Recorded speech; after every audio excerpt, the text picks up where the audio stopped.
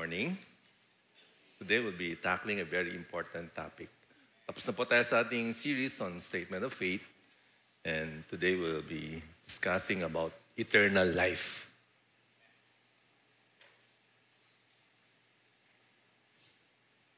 Have you come to the point in your life that you are secured in your eternal life? Dumating ka na ba sa punto ng buhay mo na, you've been coming to church, you're listening to sermons, bagsak ng Bible. Meron ka na bang katiyakan na meron kang buhay na walang hanggan? You have this, kumbaga gamitin natin yung salita ni Pastor Jerry, yung genuine restedness na you have eternal life. Usually, we ask the question, pag nag-share tayo ng gospel, kapatid, tiyak ka na ba na pupunta ka sa langit pagdating ng araw? It's a question ginagamit na for decades, maybe centuries sa church. But it's a way of prompting someone to really think na mag-isip siya. Kasi pag hindi pa naging malinaw yung kasagutan niya sa tanong na yon, then we would like to encourage the person na magtanong o may share uli yung kaparaanan ng Diyos. How can we be secured with our eternal life? Today, we'll be covering Romans chapter 8. Buong chapter. Thank you. Ang layo ko na sa iyo, We'll be covering Romans chapter 8. Huwag kayong tutulog. Meron tayong 6 points.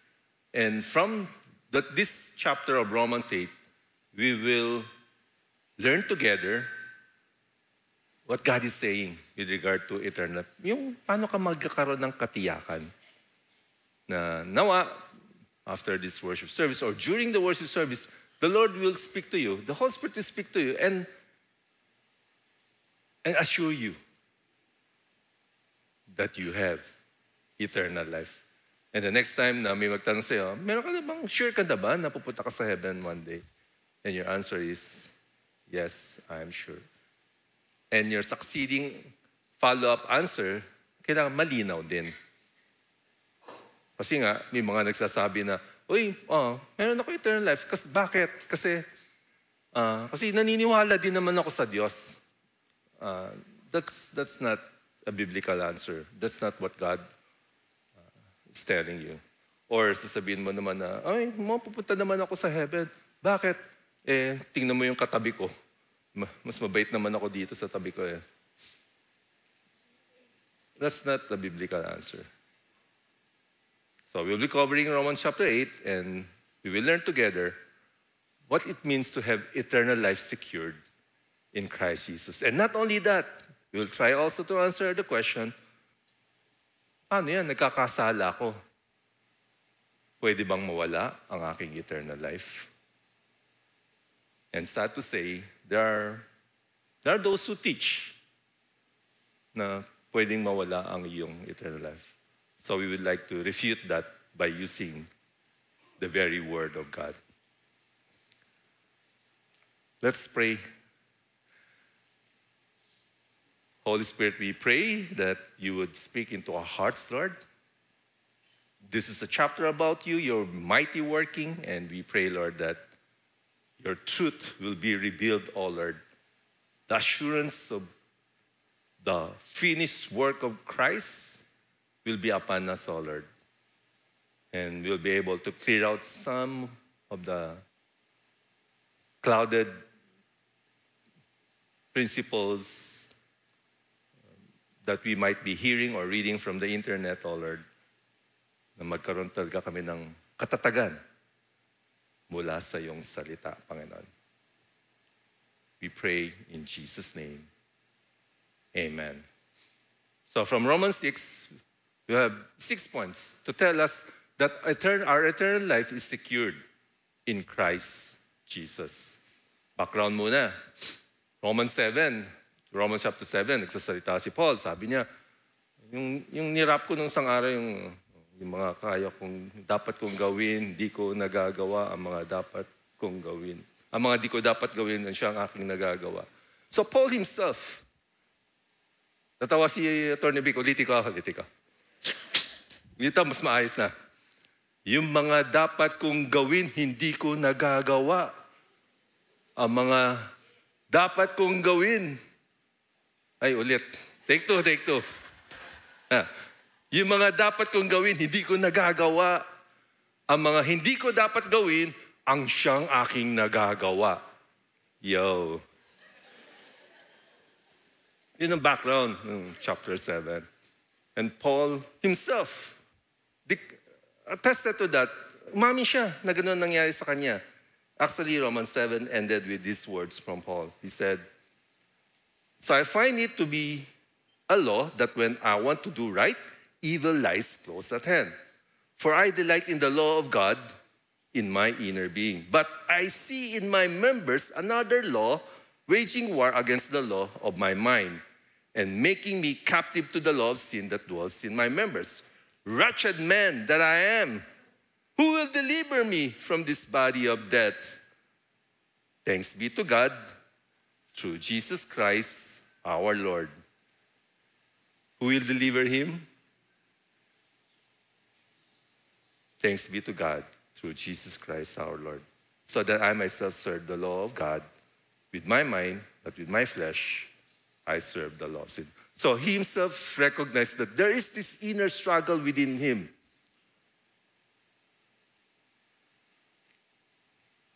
And we know that Paul is assuredly in Christ. But he himself struggled through sin. So today, we'll be covering chapter 8 and also help us understand why and how we can live our lives for the glory of God. First part, can I ask all of you to read with us? Okay. Na-prompt na kayo ni Atty. Sige, tayo lahat.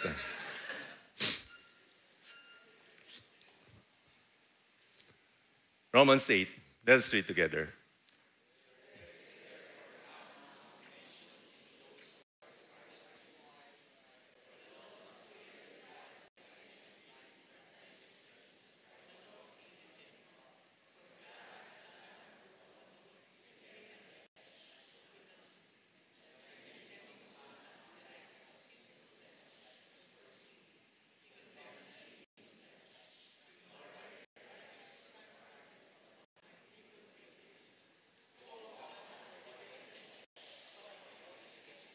Thank you. You may now be seated. For now, therefore, there is no condemnation for those who are in Christ Jesus. No more condemnation. No more judicial sentencing. Research ko yan. Greek word, ano ibig sabihin? Hindi ka na hahatulan. Hindi ka nahatulan. No more spiritual death. No more going to hell. No more judicial sentencing. Pagdating mo sa court ni God, wala nang paghatol against you. Why? For the law of the Spirit of life has set you free in Christ Jesus from the law of sin and death. All of us have sinned. Lahat tayo nagkasala. Kabayan ng kasalanan ay kamatayan. Pagkakahiwalay sa Diyos. Hindi na tayo hatulan na ganun. Bakit? For the law of the Spirit of life has set you free in Christ Jesus. Yung law ng Spirit, the Holy Spirit that lives in you, the moment you trusted Jesus Christ, the very moment the Holy Spirit indwells in you, you have now been set free. Has set you free. Sa Greek, aoristans, meaning once and for all. Done deal. Hindi yan yung uulit-ulitin. You have been set free. Wala ka ng condemnation. Hindi ka nahatulan. Because you have been set free. Paanong paraan? For God has done what the law, weakened by the flesh, could not do. The law intended that you live holy lives. Binigay ang mga batas. Ito, sundin mo, 10 Commandments. Hindi nga natin ma-memorize. How much more of following them? They are meant, but weakened by the flesh, nang hina dahil sa ating makasalanan laman, we could not do this is what God did, by sending His own Son in the likeness of sinful flesh and for sin. Kaya pinadala ang bugtong na anak na si Jesus para i-deal ang kasalanan. Siya ay naging tulad ng makasalanang laman at yung katawan na yon ang dinala ni Jesus sa cross upang mamatay siya doon, bigay ang kanyang buhay upang pagbayaran ang ating kasalanan. He condemned sin in the flesh. Hinatulan na kasalanan sa mamagitan ng yung flesh. Verse 4, in order that the righteous requirement of the law might be fulfilled in us. Yung righteous requirement ng batas that you should be holy, righteous before God, na fulfill through Jesus Christ, who walk not according to the flesh, but according to the Spirit. Kayo na namumuhay sa Espiritu, hindi ayon sa laman. An indicative describing one who has come to know Christ, who has been indwelt by the Holy Spirit. Wow. No more fear. Wala na tayong takot na tayo hahatulan. Hindi ako sure baka pupunta ako sa heaven o hindi. Ang sabi dito, once and for all, ere stands, you have been set free, you will not be condemned anymore. Hindi ka na hahatulan sapagkat si Jesus na ang hinatulan para sa iyo. Let's look up some verses from other books to prove this. Romans 6:23, for the wages of sin is death, but the free gift of God is eternal life in Christ Jesus our Lord. Romans 5:17-18, for if, because of one man's trespass, death reigned through that one man, much more will those who receive the abundance of grace and the free gift of righteousness reign in life through the one man, Jesus Christ. Yung one man na tutuloy, si Adam, pumasok ang kasalanan, but through the one man, Jesus Christ, righteousness reigned. Verse 18, therefore, as one trespass led to condemnation for all men, dahil nga sa isang kasalanan, hinatulan ng lahat ng tao, so one act of righteousness leads to justification and life for all men.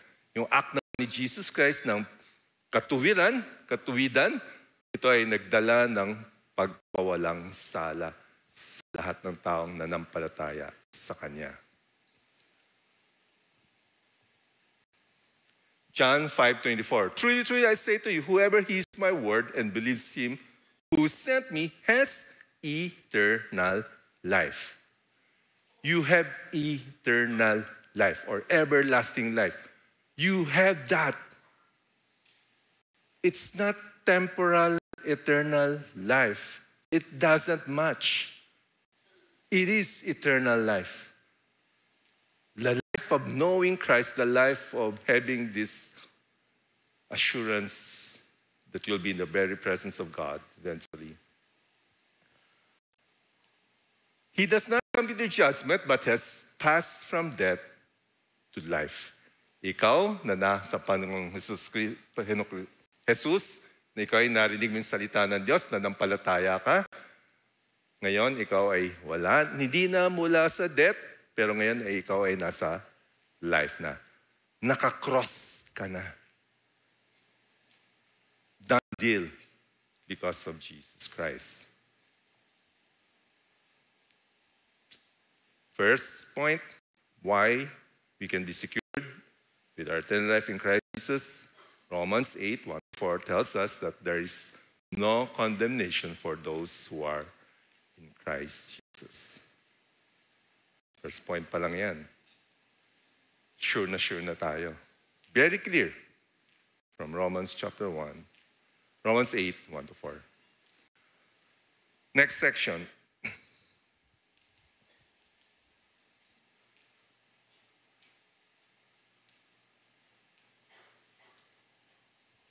while seated. Can you read these verses together?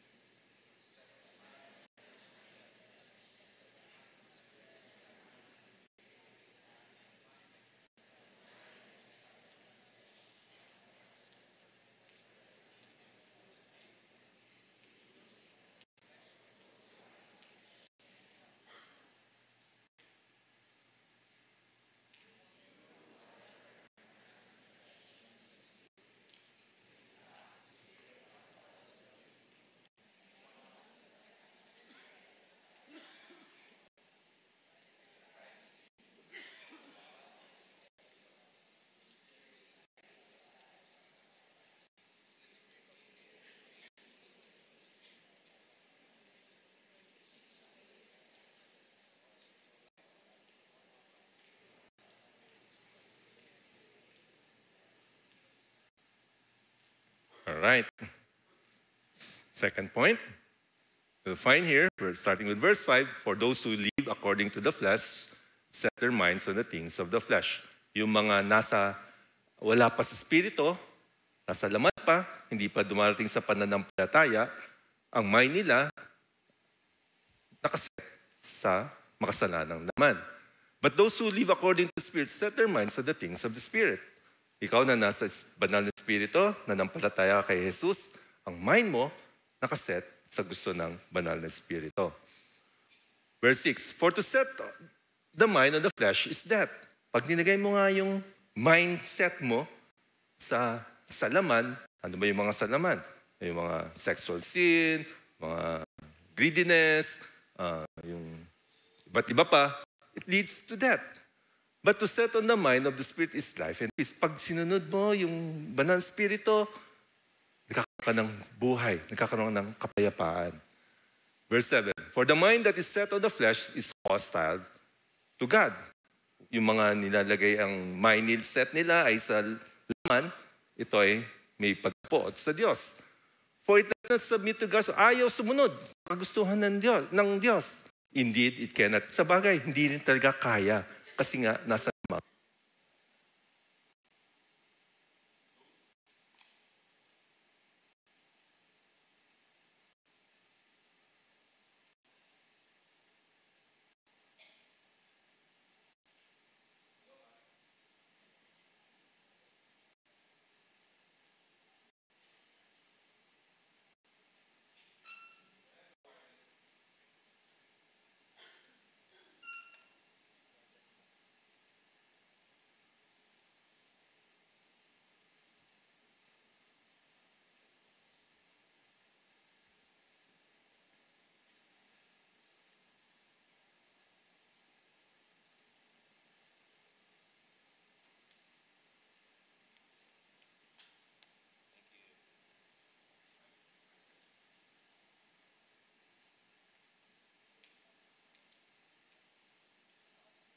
Mic test. Thank you. Let's continue. Verse 8, those who are in the flesh cannot please God. Yung mga namumuhay pa rin sa laman, hindi niya kayang i-please si God. Ikaw na nananampalataya, ikaw na tumanggap sa Panginoon Jesus bilang iyong tagapagligtas, ikaw are not in the flesh but in the Spirit. After describing the differences between being in the flesh and being in the Spirit, sabi ni Paul sa verse 9, ikaw who are not in the flesh but in the Spirit, if in fact the Spirit of God dwells in you. It's kasi merong tinatawag na conditional statement. Pero ang assumption na sagot ay totoo, true. Example, pag sinabi kong kung may nakaupo dito sa harapan na makinis, dalawa sila. Sinabi ko pang kung, pero it's a fact, right? The assumption is true. Wala akong makita yung example. Sorry. Ganun yung statement sa Greek dito. So, you who are not in the flesh, but in the Spirit, in fact, the Spirit of God dwells in you. Anyone who does not have the Spirit of Christ does not belong to him. But if Christ is in you, although the body is dead because of sin, the Spirit is life because of righteousness. Dinescribe kanina ano yung differences ng being in the flesh and the Spirit. Pero kayong nanampalataya, ang banal Espiritu ay nananahan na sa inyo. Right? You belong to Christ already. Kasi nga nananahan na yung banal Espiritu sa inyo. But if Christ is in you, although the body is dead because of sin, the Spirit is life because of righteousness. So yung katawan, sa kasalanan, pero yung Espiritu, nandun na sa righteousness. Ay ang Romans, the book of Romans, it's all about the righteousness in Christ. Ang tawag nga sa book of Romans the righteousness of Christ revealed. Ang pagiging matuwid natin sa harapan ng Diyos ay dahil sa pagiging matuwid ng Panginoong Hesus. Ikaw na nampalataya sa Panginoong Hesus, yung righteousness ni Christ ay imputed sa iyo, ipinatong sa iyo. Dahil nga si Jesus ang iyong naging tagapagligtas, siya ang tumubos sa iyo. Verse 11, if the Spirit of Him who raised Jesus from the dead dwells in you, yung Spirit na nag-raise kay Jesus Christ from the dead, the same Spirit dwells in you, the Holy Spirit that dwells in you, again, paano nag-dwell ang Holy Spirit sa iyo? Sabi sa Ephesians, the moment you heard the truth, the gospel of your salvation, narinig mo na si Jesus ang kaligtasan, sabi nung verse na yon, the Holy Spirit seals you as a guarantee of your future inheritance. The moment na tumanggap ka sa Panginoon, yung Banal Espiritu ay nanahan sa iyo. Yung Holy Spirit na yun, who dwells in you, He who raised Jesus Christ from the dead, nung Holy Spirit na bumuhay kay Jesus, will also give life to your mortal bodies. Bibigyan ng buhay itong mortal body na to. The life that is in the Spirit, the life of a resurrected one. Through His Spirit who dwells in you. Sa kakayahan ng Banal Spiritong nananahan sa iyo. Ito yung verse, Ephesians 1:12-13 na binanggit ko kanina. In Him, ang tinutukoy doon, si Jesus Christ, you also, kayo, when you heard the word of truth, the gospel of your salvation, nung narinig mo yung salitang katotohanan, yung gospel na nagbibigay ng kaligtasan, and believe in Him, na nanampalataya ka kay Jesus, you were sealed with the promise, Holy Spirit. Ikaw ay tinatakan, sinelyohan ng banal na Espiritong nananahan sa iyo. Who is the guarantee of our inheritance? Siya yung garantiya na meron kang mamanahin eventually until we acquire possession of it to the praise of His glory. Yung mamanahin dito ay hindi lupa, kaperahan.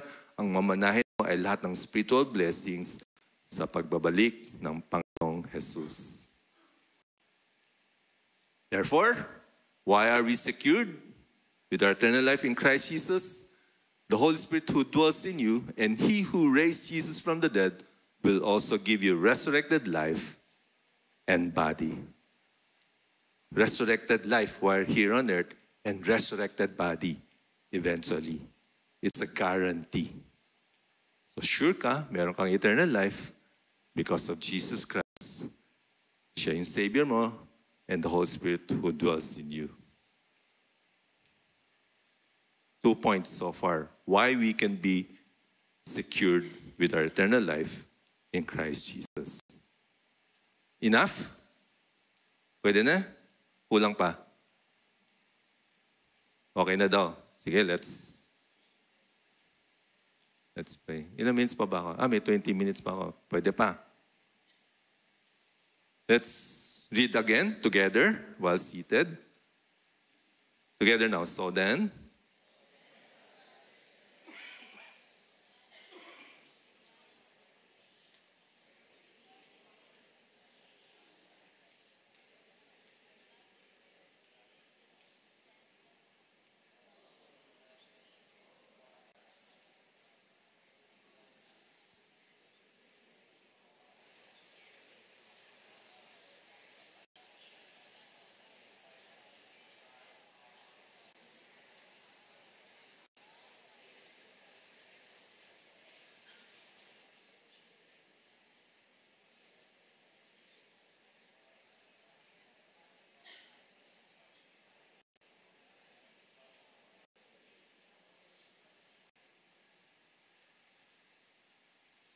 So then, mga kapatid, we are debtors, tayo may responsibilidad to live according, not to the flesh, but to live according.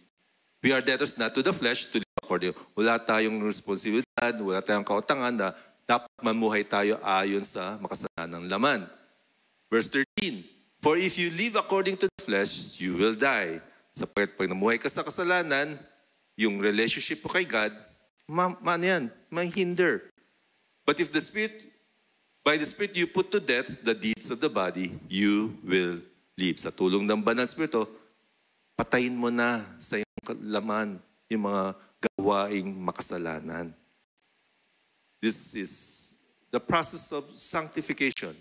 When we say sanctification, before God, we have been made holy.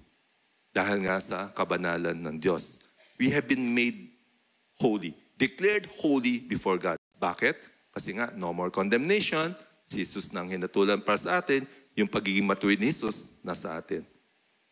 But in our day-to-day, the Bible is telling us, put to death. Paano ka masasanctify? Paano ka magpa-progress sa iyong Christian life? This is what the verse is telling you. Put to death the deeds of the body.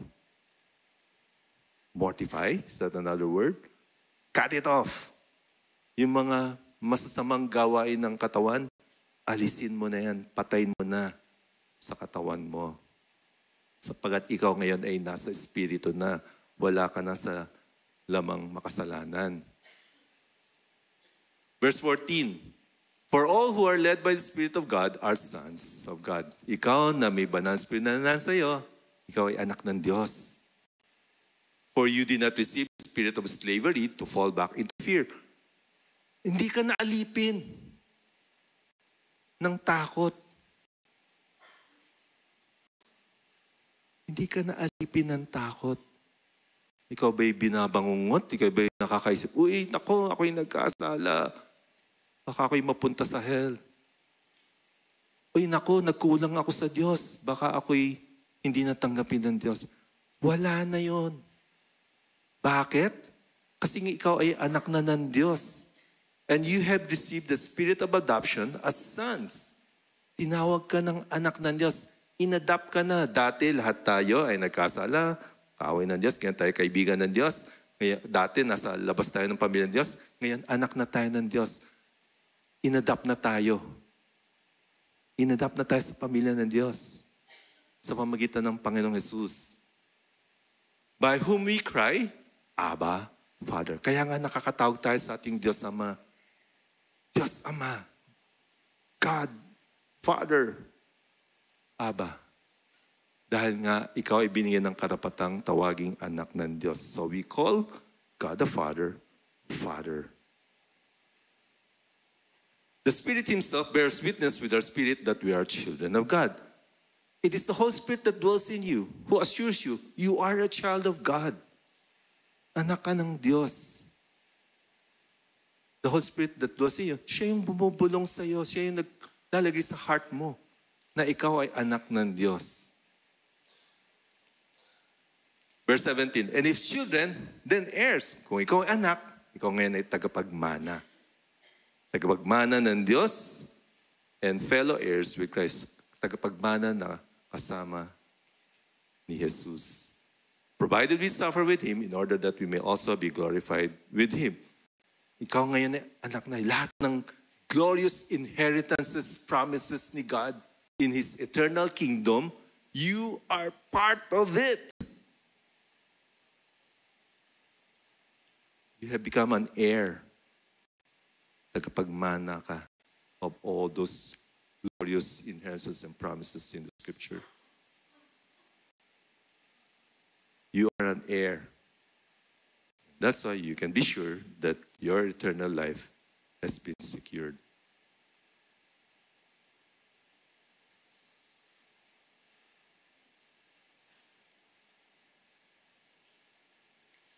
And that's why in John 1:12-13 it reads, but to all who did receive Him, who believe in His name, He gave the right to become children of God, who were born not of blood, nor of the will of the flesh, nor of the will of man, of God. Ikaw na nanampalataya, tumanggap sa Panginoong Hesus, ikaw ngayon ay anak na ng Diyos. Therefore, the Holy Spirit Himself bears witness with our spirit that we are children of God, heirs of God, and fellow heirs with Christ. That's why we can be secured with our eternal life in Christ Jesus. Meron tayong katiyakan ng ating buhay na walang hanggan. Ito ay sa pamagitan ng Panginoong Hesus. Merong katiyakan, kasiguruhan, iniingatan ng Diyos. 3 points so far. Let's go to the 4th. Let's read together again.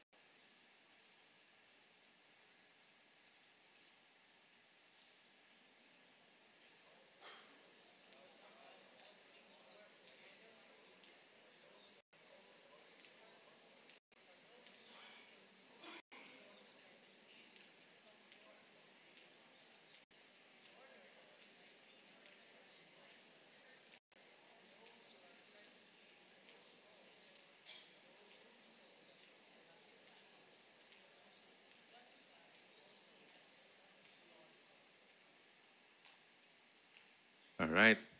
Yung previous point 3, it ended with the words, provided we suffer with Christ. And so, that's why here at Greenwich Christian Fellowship, we keep on telling you, we are covering the whole Scripture. Kasi nga, pag hindi kinover yung buong Scripture, yung buong Bible, from Genesis to Revelation, all the chapters, all the words, may tendency to misinterpret and misapply the Scripture. For example, pag gusto mo ay ma-hype ang emotion mo, pag example gusto mo ay ma-encourage ng ma-encourage, ang laging hanapin mong verses ay mga verses na nagsasabi, you will prosper, you will prosper, you will prosper. You will get whatever you ask. So, but Romans 8 is telling us, we suffer also with Christ. And that's why yung suffering na we experience here, in our life, ay hindi siya naka-record sa Bible.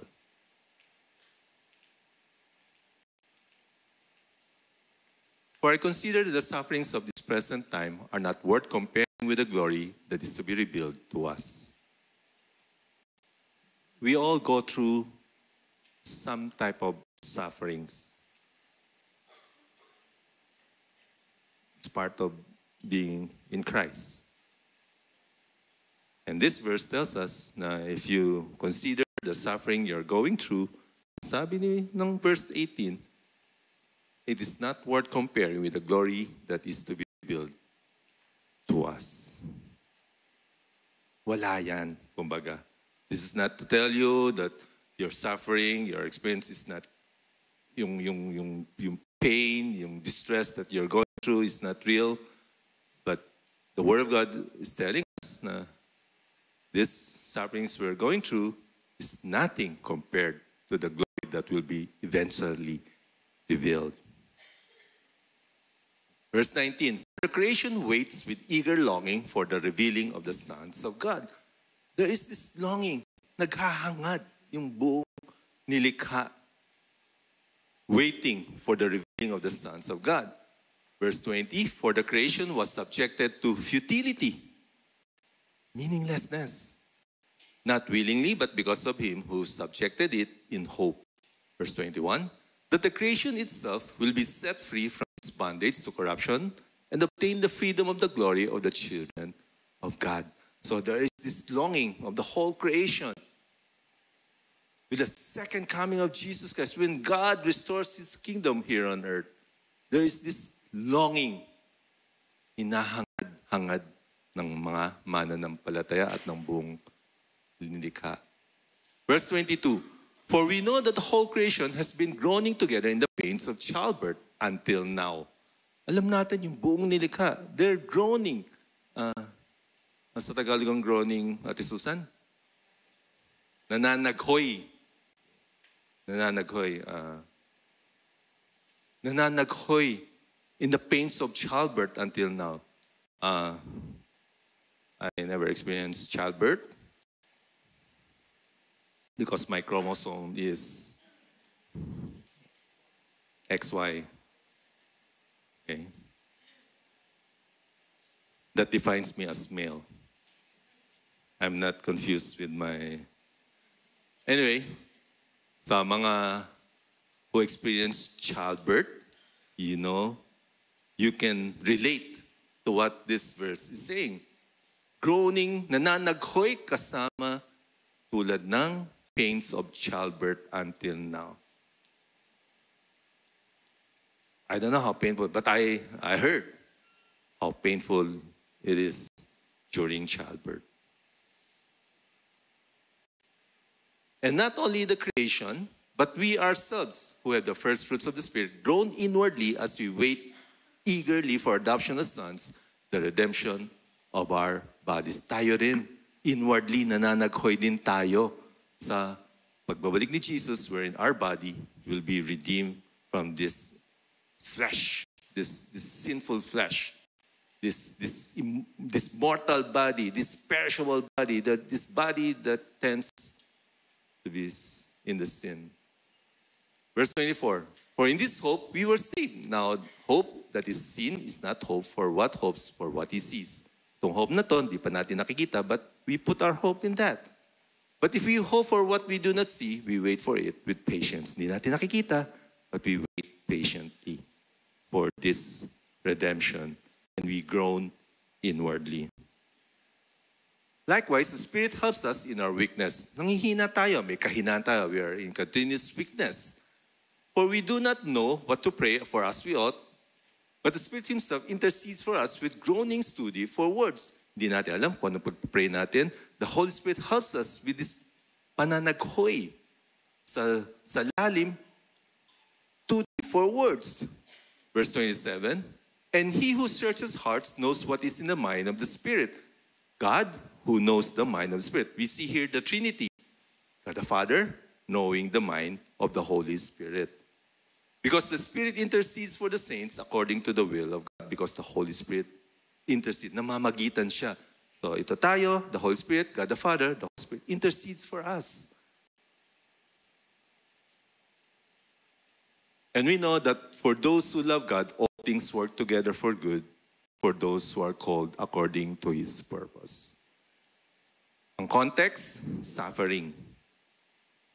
Ang context, nananaghoy. Ang context ay sinasabi sa atin na si God nag-work pa rin in the midst of all our sufferings.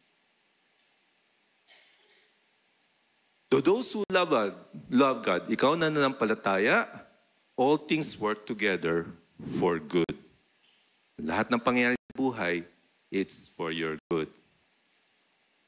For those who are called according to His purpose, ikaw na tinawag ng Diyos para sa Kanyang layunin. Okay, so let us not also misplace the the meaning of this verse, kailangan basahin uli natin sa context. Kaya dapat ituloy ang pagbabasa, hindi yung kukuha ka lang ng isang verse, tapos bibigyan mo na ng kahulugan na gusto mo. Verse 29, for those whom He foreknew, He also predestined to be conformed to the image of His Son. Dahil kilala ka ng Diyos, ikaw ay tinalaga niya na patuloy ma-sanctify, ma-change, mag-progress, na maging kaanyo ng ating Panginoong Jesus. And that's why, in the midst of all sufferings, God is working in you. It is for your good that you will be conforming to the image of His Son. Dahil yun ang layunin ng bawat mananampalataya galing sa Diyos.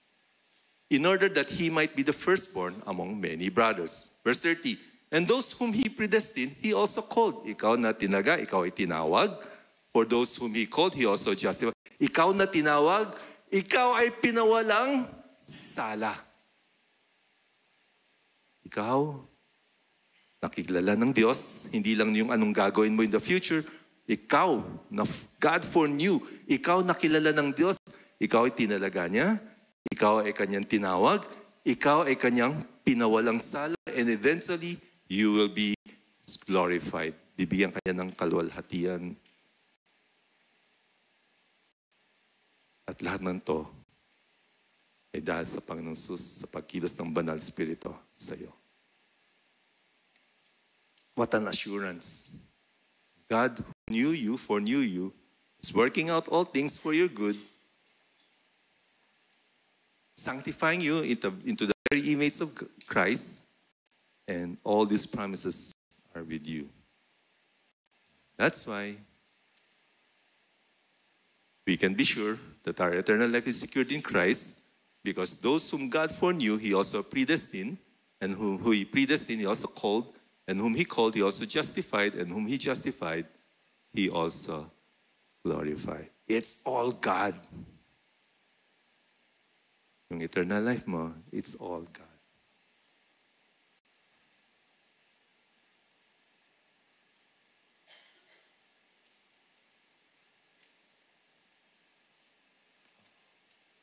Let's conclude with two more points that will assure us more of our eternal life in Christ Jesus. What then shall we say to these things? If God is for us, who can be against us? Kung ang Diyos ay para sa iyo, sino bang lalaban against us? He who did not spare His own Son, but gave Him up for us all. Si Jesus nga ay binigay para sa iyo. Ang Diyos, nagkatawang tao para sa iyo. Nagbigay ng buhay si Jesus sa cross para sa iyo. How will He not also with Him graciously give us all things? Who shall bring any charge against God's elect? It is God who justifies. Sino pa magko-condemn sa iyo? Sino pa mag-judge sa iyo? Ang Panginoong Jesus nga, ang Diyos ang nagpawalang sala sa iyo sa pamagitan ng Panginoong Jesus. He who is to condemn? Jesus Christ is the one who died. More than that, who was raised, who is the right hand of God, who indeed is interceding for us. Fifth reason why we can be eternally secured, or our eternal life secured in Christ Jesus. Christ Jesus died for us, and He was raised, and is the right hand of God, interceding for us. And lastly, who shall separate us from the love of Christ? For God so loved you that Jesus died on the cross for you, that if you believe in Him, you shall never perish but have eternal life. This is how God demonstrated His love towards you, that while we were yet sinners, Christ died for us. Who shall separate us from that love of Christ? Kasi nga, pag we're going to tribulations, troubles, and maraming problema, sometimes we wonder, napahiwalay na ba ako sa pagmamahal ng Diyos? Ang sabi ng Romans 8, shall tribulation, distress, persecution, famine, nakedness, or danger or sword? Obviously, ang answer is no. Nothing will separate us from the love of Christ. Verse 36, as it is written, for your sake we are being killed all day long, we are regarded as sheep to be slaughtered. Verse 37, No, in all these things, we are more than conquerors through him who loves us. For I'm sure that neither death, nor life, nor angels, nor rulers, nor things present, nor things to come, nor powers, nor height, nor depth, nor anything else in all creation will be able to separate us from the love of Christ, Jesus, our Lord. Sabi sa John 10, my sheep hear my voice and I know them, and they follow me. I give them eternal life, and they will never perish, and no one will snatch them out of my hand. Panghawakan natin ang salita ng Diyos. We are more than conquerors through him who loves us, for nothing will be able to separate us from the love of God in Christ Jesus. Why can we be sure of our eternal life? How can our eternal life be secured in Christ Jesus? We have 6 points, and this is the 6th. Our eternal life is secured in Christ Jesus. Secured in Christ Jesus. You who have placed your faith in Christ Jesus.